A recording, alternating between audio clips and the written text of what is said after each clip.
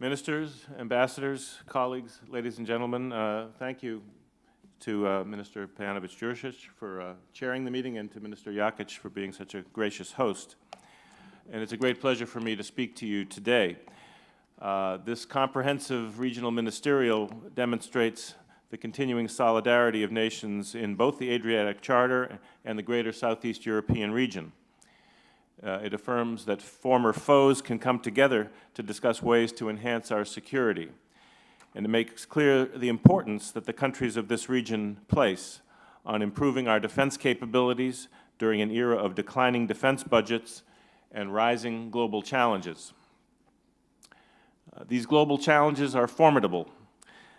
They include the spillover effects of failing states, missile proliferation, piracy, and cyber warfare. And sometimes we face those challenges on our very borders, as events in Syria demonstrate. No country is immune from these challenges, and no single country can deal with them alone. They require the broadest possible cooperation between nations and organizations. Fortunately, although the challenges are strong, our collective strength is even stronger. We can bring this shared strength to bear by pooling our resources to acquire key capabilities, by cooperating through common standards, and by specializing in what our nations do best. I believe that regional organizations such as the Adriatic Charter and the Southeast European Defense Ministerial are critical building blocks for our shared security. We sometimes forget how far this region has come since the early 1990s. Only 2 decades ago, we saw separation and strife. Today, we see economic dynamism, political partnership, and European and Euro-Atlantic integration. Over the past few years, 2 Adriatic Charter countries have become NATO allies, Albania and Croatia. Just this past summer, Croatia became a member of the European Union. Other countries are moving steadily towards Euro-Atlantic integration, either as full allies or as valuable partners. But they also know that they still have some distance to travel before they reach their destination. In this regard, the recent Belgrade-Pristina agreement is a big step forward for the entire region. It shows that when 2 parties act to settle old disputes, all the countries of the region stand to gain. Belgrade and Pristina deserve great credit for their willingness to compromise. The European Union, and in particular High Representative Catherine Ashton, were instrumental in forging the final agreement. And let me stress that NATO is committed to helping ensure its successful implementation. The Adriatic Charter has provided an important framework for this region's recent successes. It has contributed to the Euro-Atlantic integration of several regional countries, and by doing so, it has improved regional stability, helped to build trust and understanding, and brought us steadily closer to a Europe that is whole, free, and at peace. NATO's allies, as well as its partners in this region, share common values such as the desire for freedom, democracy, and the rule of law. These values must be promoted, preserved, and protected. Regional groupings such as the Adriatic Charter, the Visegrad 4, the Southeastern Europe Defense Ministerial, and Nordic Defense Cooperation have vital roles to play in this endeavor. They can help individual allies and partners to work together and to concentrate on developing key capabilities. They can connect these capabilities through building experience in training and exercises, and through developing common procedures. And they can help Europe to field a full spectrum of military capabilities. This, in turn, will ensure a strong European voice in security and defense, both regionally and globally. And it will bring additional balance between the United States and European allies within our alliance, strengthening the transatlantic bond that is our cornerstone. So countries concentrating on key capabilities, regions connecting, and Europeans cooperating, this is the way to ensure a safe and secure European future, where European nations together have the strength needed to face the global challenges that dominate the security agenda. We've already made substantial progress toward attaining such a future. At our last NATO summit in Chicago in 2012, allies committed to the goal of NATO Forces 2020. These must be modern, tightly connected forces that are equipped, trained, exercised, and commanded so that they can operate together and with partners in any environment and against any threat. This is a demanding goal. To meet it, NATO has adopted the Smart Defense and the Connected Forces initiatives. Both of them have multilateral cooperation as their core. For Smart Defense, the focus is capabilities development and acquisition. For Connected Forces, it is multinational training and exercising, among allies first and foremost, but with partner militaries as well. Both initiatives seek to deliver NATO Forces 2020 during a time of austerity, and both seek to ensure that NATO remains strong and credible. Countries in Southeastern Europe have great potential to contribute, both to NATO Forces 2020 and to NATO's operations more generally, and we've seen this potential in practice. For example, Adriatic Charter members and Slovenia contributed a contingent of instructors to the Afghan National Army Military Police School in Kabul. Other allies and partners greatly appreciated this contribution, and I think it's just a start. We can do even more. Looking forward, NATO is already working to bring together allies and partners in operational groupings based on their current capabilities and their proven strengths. This includes the idea of groups of allies engaging with a larger ally that retains a broad spectrum of capability, with this larger ally facilitating and coordinating as a framework nation the efforts of the group, both in terms of capability development and actual employment in operations. In achieving this, allies and perhaps even some partners could choose to concentrate on specializing in certain critical capabilities, in effect, putting their best foot forward towards the common cause.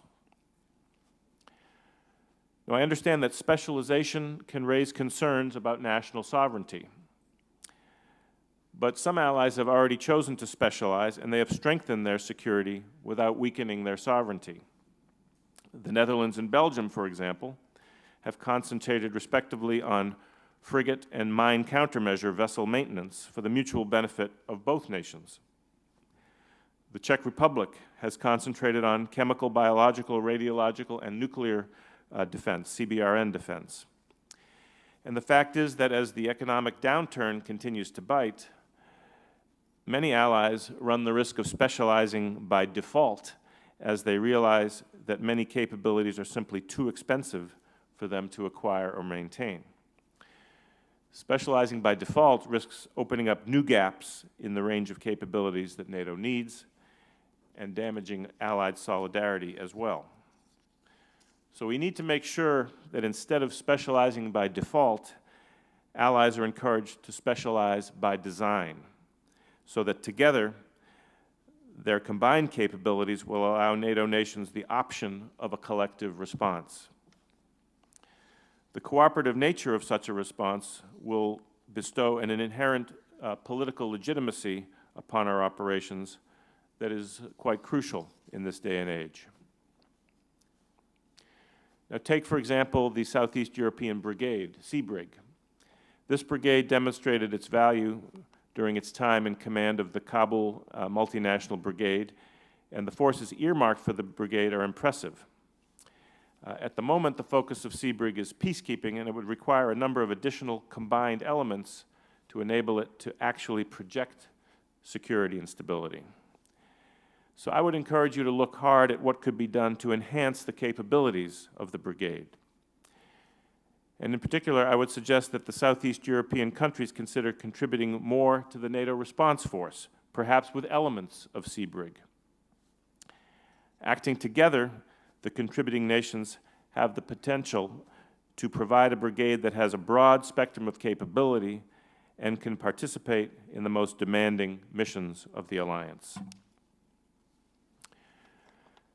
There's also potential in the acquisition of air surveillance radars through the Balkan Regional Approach to Air Defense, BRAD.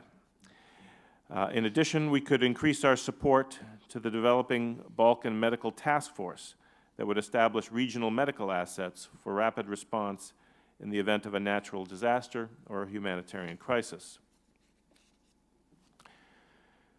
More generally, defense capacity building remains an important area of work. Some nations in this region require additional assistance in, for example, strengthening their strategic planning and coordinating their training and exercise programs. And regional organizations can help to provide this assistance. In Brussels, we see great potential in having regional organizations serve as hubs for building defense capacity, and I would urge you to look long and hard at what more you can do collectively together. In this regard, NATO welcomes the decision of the Southeast European defense ministers to establish a tailored building integrity program. And I see you have this on your agenda for tomorrow. In the current financial climate, all nations are faced with the challenge of reforming, renewing, and strengthening operational and institutional capabilities. NATO is a community of shared values, and we encourage all nations to strengthen transparency, accountability, and integrity in the defense and security sector. I'd venture that the Adriatic Charter countries and CEDAM could even help us boost our assistance to countries outside this region.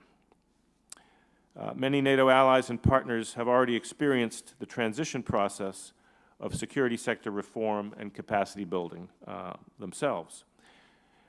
You could help to share that hard-earned knowledge and experience with nations on our borders, including our partners across the Mediterranean, as they go through their own difficult transitions. So nations concentrating on specialized capabilities, connecting them through regional groups, and cooperating to acquire the full spectrum of capabilities, so Europe is capable of dealing with any crisis or emergency, both inside its borders or beyond. That's our goal, and it's a goal that we can achieve. So, dear colleagues, at the end of this year, in December, the European Council will hold a summit meeting devoted to security and defense, the first EU summit of its kind. And next year, NATO will hold its own summit meeting. So these will be two important occasions for us to work towards that shared goal of a Europe whole, free, and at peace, and able to protect and preserve its shared values and interests.